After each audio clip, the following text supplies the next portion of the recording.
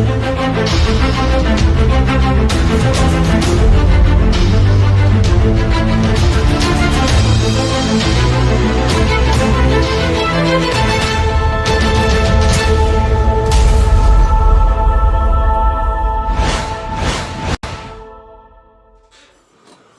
morning everybody. Welcome to another round of coffee and questions. And what's today's topic? We're going to actually make something. We're going to make a third hand, and I'm going to have some fun with it. One of the guys in the club wanted one. Tons of variations out there on how to make a third hand, and it comes in handy when you're welding something and you have both hands that you're using and you wish you had that one more helping hand. And so there's lots of different ways to do it, and we're going to make one out of scrap. We're going to have some fun doing it. I told him it'd be kind of like a little bit of a surprise, so I had some really twisted ideas on how to kick it up a little bit. And anyway, let's just go ahead, let's get after it. Now what I'm going to use, I went out and I found some old rebar. I found this piece. Now the first thing I want to do is I want to bend it in a U. We'll just start off in steps. So I want to get everything prepared before we do any welding, best I can anyway. So I've already marked it here with a line. I'm going to put this in a vise. I'll pan over. Now this is pretty thick, but it's all I had laying around. You can use thinner material. You can use anything. You can make it any dimension you want. It doesn't matter. But for this and playing around, I marked it in the middle. I'm going to heat this and I'm going to bend it. Now, if you have a thinner gauge piece, let's see, right here, here's thinner. If you want to use this, you can. And this is soft enough, this rebar, it's soft enough for you to slip a bar over here and bend it in a cold way. You don't have to heat it up. So, for this though, it's thicker. It's going to be a son of a gun to try to bend this by hand, so this I'm going to end up heating up. But assume that you use this. Let's create a U, okay, like this, a U out of one of these. I'll use this for the demonstration. Now I'll be right back. Let me bend this.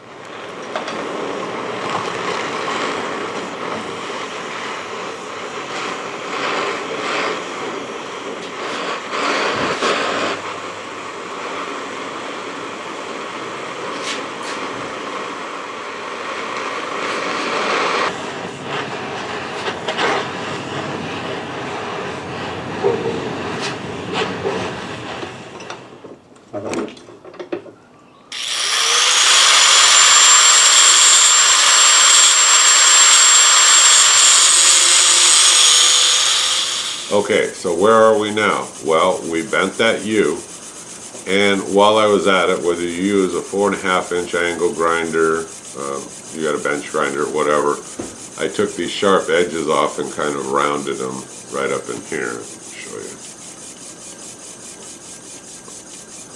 you. Okay, so we got this bent, we got it ready. Now we want to make that next long piece. Now the dimensions on this doesn't really matter, and we're going to put a counterweight on it in a little bit. So we'll fish around in the junk box and find something for the counterweight. Now this is kind of heavy, so I want it a little bit weighty.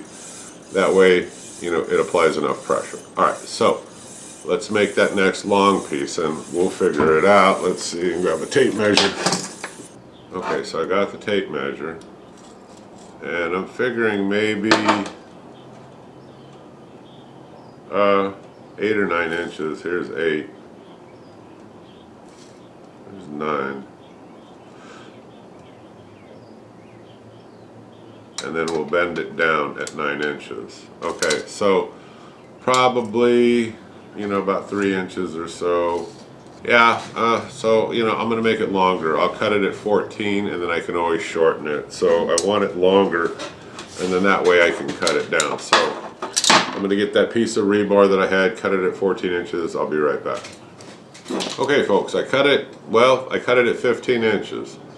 Now what I'm going to do is I'm going to go over to my grinder and I'm going to grind this down. Now I'm not going to grind it into a sharp point, but I'm going to take it down to a point with a little bit of a dull tip. Now the reason for that is if you're ever doing anything real thin gauge that's vertical, you don't want it to have that absolute pinpoint. You want it to be a little dull so it holds it down. So I'll get it close, then I'll be right back and I'm going to clean this up. So I'll be right back with you. Alright everybody, let's talk about where we are. We made the U 15 inches. bent it as a U. This is about 3 inches right here if you want to make the marks, and then, like I said, bend it. Okay, now the next piece, here's that next piece of rebar, and this is about 15 inches long. It's too long right now, okay? And I came in from here to here. This is 3 inches. I'm going to put this in the vise, and I'm going to bend it down. This is what creates that downward pressure. Okay, let me pan down, I'll show you.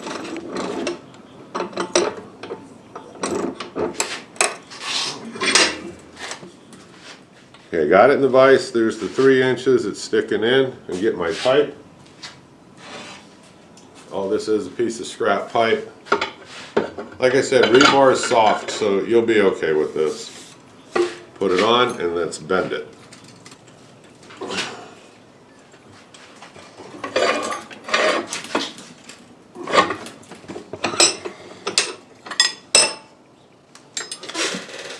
Alright folks, so this is where the decision part comes in. Now this part I made way too long.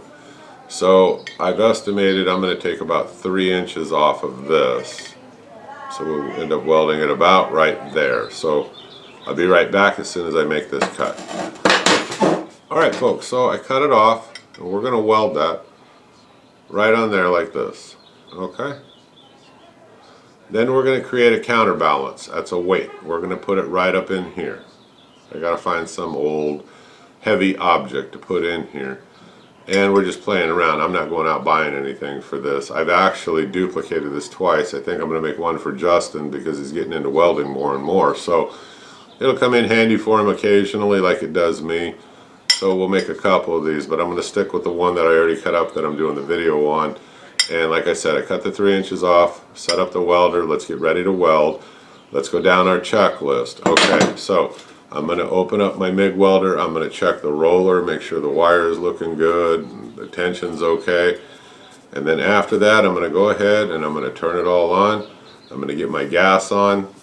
I'm usually around 20, 24, somewhere right in there on my machine. I have the Miller-Matic 211. Yours might be different. So I set my gas. When I have my gas set, I hit the trigger and I look down at that PSI, dial on the machine, and I make sure that even when I hit the trigger, it's staying 20, 24 right in there. Then I'm good. Check the tip of my gun. We did this in the past video. I got a good tip on here. I've cleaned the shield. I'm good to go. I use a little bit of anti-splatter. I shoot it up into here. Then I got my grounding clamp in a nice clean spot. Just remember, in your head, go down that checklist, make sure you do all these things. Your welds will turn out much better. Let me get set up. I'll pan down. Let's weld. Let's get after it. Here we go. Okay, I'm going to bring this to the edge of the table. You can hear my machine running in the background. I made a little white mark dead center. Because this is already bent here at this U, I'm going to put it like this. Okay, and then I'm going to tack weld this right here. And then I can manipulate it around however I want to get comfortable welding. Now the other thing I'm going to tell you, when you set the gas, you hit the trigger, look at the dial like I told you, make sure it's staying in that range that you want, okay, and make sure the valve itself, the gas, is open all the way. You're using that regulator and that dial to dial in the working pressure, but you want that tank all the way open. Alright, so back to here. So we need something to hold it like this right in place.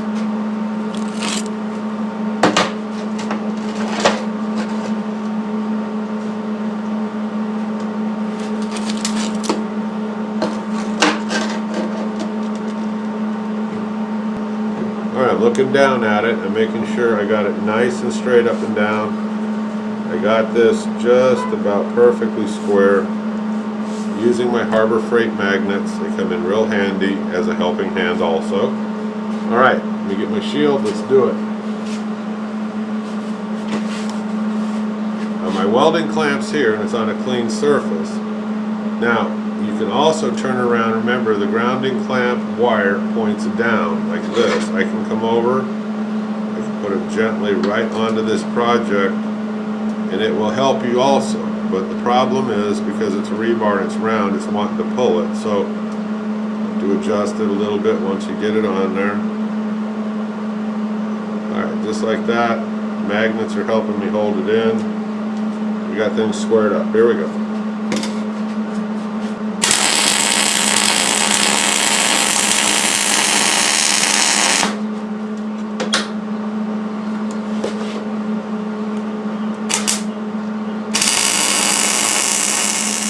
Alright folks, we're back. I got the welder still running. We're not done welding yet, but we went ahead and we did this. Okay, and we got it welded up. Now, you're pretty close to being done at this point. You just need that counterweight on here, something heavy. I found an old gear. It's overkill in terms of the weight that you would need, but it's all I had laying around. Right here, it's cleaned up. But if I put that right here, let's see, let me pan down. Okay, if I take this and I put it here, it's going to make one hell of a nice counterweight. It's going to be heavy, definitely. And I can feel it just by going like this. It's putting more than enough weight in terms of a counterweight that I'm probably going to want, or need. Because you can get away with something, this is pretty damn heavy. But it's what I got laying around and it will work. And we're going to have some fun anyway in a little bit, just as soon as, I figure out the counterweight thing. And we're going to dress it up a little bit for my friend. Anyway. So, I can feel it right here. I just move this around, and you have your soapstone or some kind of a marker. And I can make some marks like this.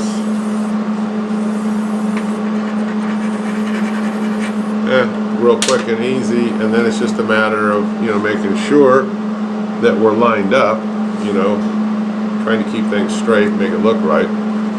So that's pretty good.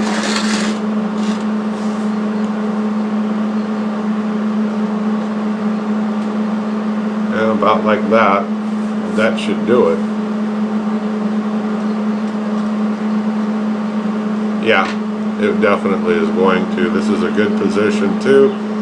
So you don't have to go crazy welding. Now what I would tell you on easy little projects like this, over-weld it. Weld the hell out of it because you're practicing at the same time, okay? You can always go over with a flap wheel, your grinder or something, and clean up the welds, but you might as well over-weld it because who cares? It's not a beauty contest. This is a functional tool. And we're having fun. This is what this is all about. So here we got the counterweight. So let's move on with the story. Now, I'll come in later with a wire wheel and I'll clean this up. I cleaned up some of it, on my benchtop grinder with the wire wheel because it was just caked in crud. And I'm not going to get it all out. It's a tool, so, what the heck. Alright, so this is where I want it. So back here, I'm going to put a couple of tack welds just to hold it. 1, 2, 3. You don't have to go into overkill, with this unless you want to, but let's go ahead, let's tack weld this up, and then we'll go from there and we'll keep talking. Okay, so, got this lined up the way that I want. Let's weld it. Remember, like I said, the overhand technique is fine. Like I told you in past videos, it works. I do use it. There's no problem with that, but what's always helped me the most is irregardless. You don't want to be like in these weird angles trying to weld and it's awkward. Get comfortable. It's a key, alright? The more comfortable you are, the better things are going to be.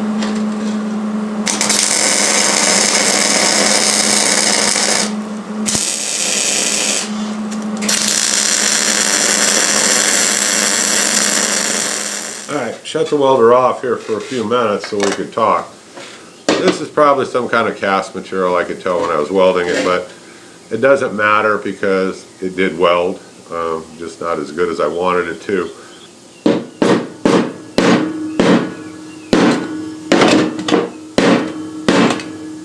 Good enough to stay on there, okay? That's the point. So, it did work, irregardless.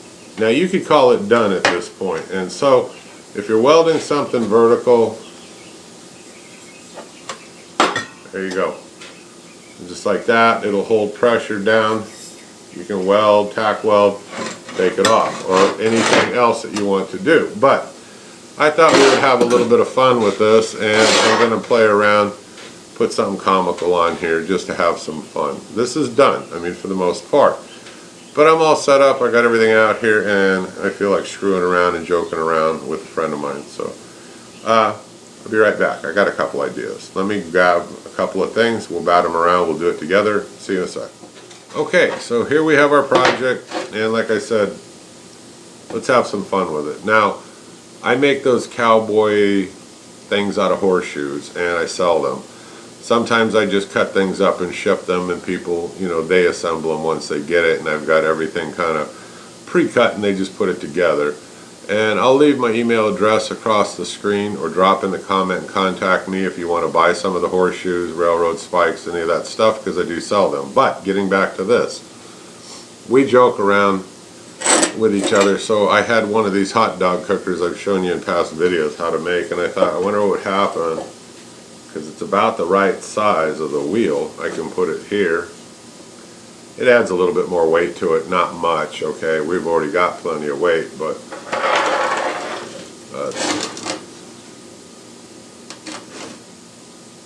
a little comedy, but not very useful. This wouldn't hold much weight up here, This, well, nah. Alright, so I thought, let's try something else. I have something I was going to throw away I made just screwing around one day out of horseshoes. Now these guys are easy to make. Let me talk to you about that first. Here's one whole horseshoe, here's two whole horseshoes. Then I take another two and I cut them right in the middle. Here creates the arms, and you can bend the hands up, and then here is the top part up to the neck, and then you got a piece of sheet metal here and a bolt filled with MIG, and that's the hat, and here he's holding a gun, and I was going to get rid of this because I was just playing around. But it can also be a tool holder, right? I could put one on each side. This can fit on here kind of perfectly fine, really. And like I said, I just have to tack it on there. I don't have to do any like over welding or anything. Okay, then anyway, then when he's using this, if you want, you can use this. I don't know, you can drop your MIG pliers in it, screwdriver, I don't know, whatever tool you want while you're using it. I suppose it adds a little bit of utility to it. So you can do this too, just playing around, and make something kind of comical, kind of something, a conversation piece in your shop. Somebody go, what in the hell is that? So it's a third hand. You haven't seen one of those, but yours is custom made because you made it yourself. And so this right here, the third hand, probably took me, I don't know, including the video time, it took me less than an hour. Maybe like 45 minutes. It's fast, it's easy to make. Same thing with this, because you use basic hand tools, cut it up, and then boom, boom, boom, you weld it together, and this whole thing is done in a quick amount of time. So, alright, let's go over to questions and answers, and then I'll make a decision from there if I want to weld this to here or not. But, if you think about it, it's kind of comical. It does add more weight to it.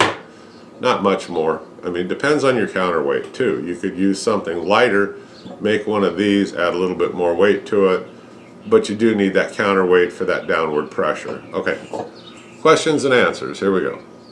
What size MIG wire did I use? I think I have 030 in the machine right now. For most all your projects, DIY stuff, 025, it's going to do you fine. You don't necessarily need 030, and you certainly don't need 035. So, those wires would do fine. Okay, let's see, what else do we have? Oh, am I going to paint it? Yes, I am. As a matter of fact, I'm going to pause the video and then I'll come back to the forum and I'll respond to some of the questions, comments, and stuff like that. Give me a few minutes. I'm going to go see what I got in color. Yeah, I don't know. Paint it black if you got black. But I've got other colors out there, so I'll go see what I got. Alright, I'll be back with you in a minute. Alright folks, so I went out and took a look. I had some John Deere green sitting around. Decided to go ahead and paint it that because it'll stick out. It's nice and bright. And, wherever I put it, because I've got jigs and all kinds of stuff that I've done past videos on, and I have them in a box, and, I've always got to root through them and see what particular jig do I want, bending or whatever. But anyway, John Deere green, it'll stick out nice and bright. The only last decision, like I said, is whether or not to put our cowboy friend on here. Let's see. With a tool holder, one on each side, or leave it alone with his little pistol out.